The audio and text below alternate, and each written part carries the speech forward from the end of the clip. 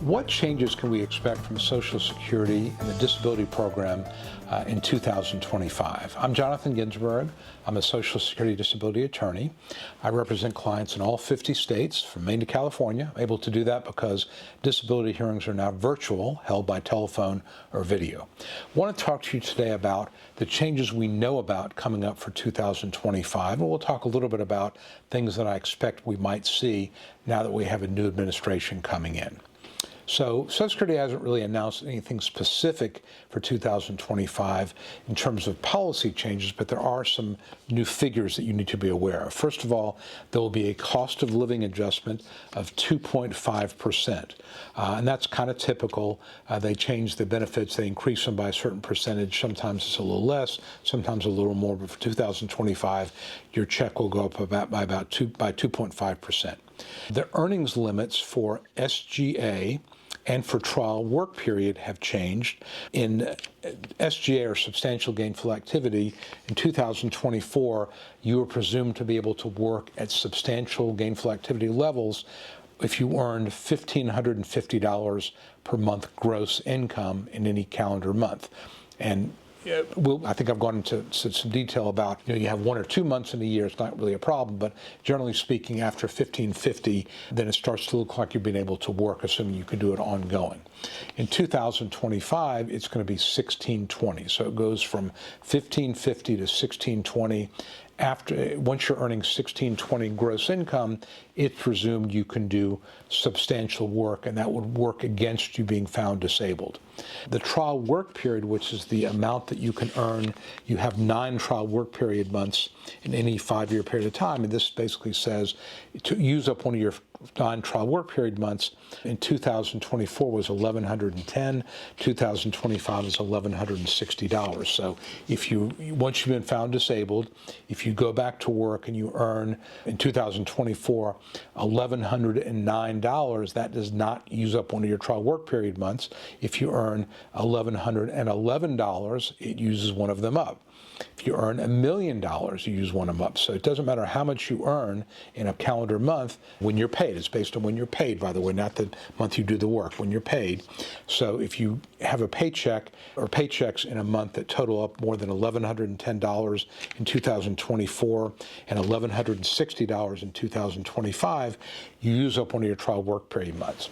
So those figures have changed slightly, not a whole lot of money, but again, it just gives you some, for planning purposes, how much you can earn when you work. Retirement age, I don't deal with retirement very much, but retirement age, people do ask about that. It goes, depending on, again, on the year you're born, from 66 years and 8 months to 66 years and 10 months. Not a big change, but it is a little bit of a change. And again, when you are in disability, when you hit full retirement, that's when it switches over to retirement. So if you're in your mid-60s, that can make a difference to you. There will be a new commissioner. This is really important. The current commissioner, Commissioner O'Malley, his term, he's finishing up somebody else's term. It ends in January of 25. President Trump will appoint a new commissioner, probably will not be as friendly to Social Security claimants as Commissioner O'Malley has been. He's been very good. So I think that's going to work against us in the disability world. So again, these are just some things that are going to happen. I looked at President Trump's website, his campaign website.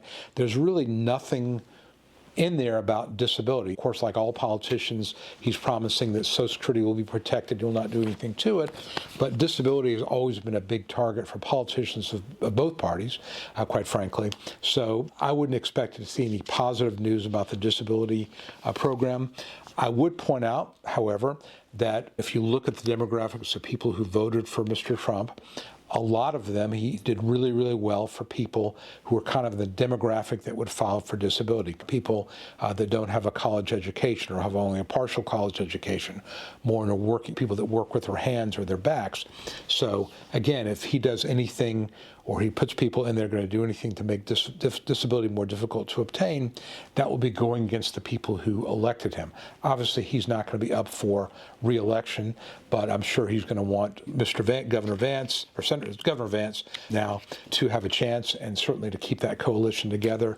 So my guess would be we may not see anything dramatically anti-claimant in the disability world, but you just never know. I've seen really bad stuff from Democratic presidents and more moderate stuff from Republicans, so we just don't really know. I think as time goes by, we'll get a better sense when I know who he's going to pick for the commissioner. That may give us an idea.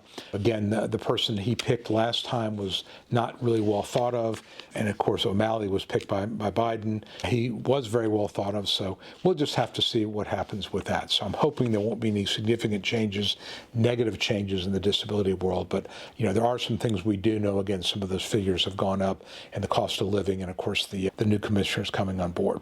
So I'll keep track of that. I'll do other videos once we know that. And in fact, I'll talk about this on my live stream. I go live, if you don't know this, every Wednesday night at 8:30 Eastern. Go to my YouTube channel or go to my Facebook page. It's live streamed there.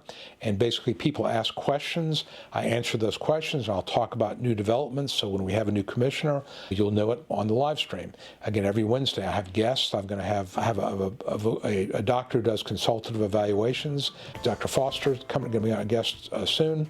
I'm going to have different people. I've had other people that work for Social Security on there. So please check it out, and also visit me online, ssdanswers.com. You can download my Secrets to Winning Disability Survival Kit. You can also get a free case evaluation.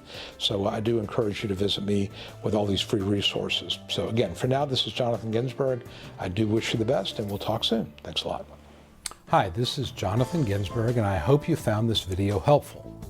If you'd like to know more about how to win your Social Security disability case, I'd like to invite you to download my Secrets to Getting Approved Early Survival Kit that I created just for people like you.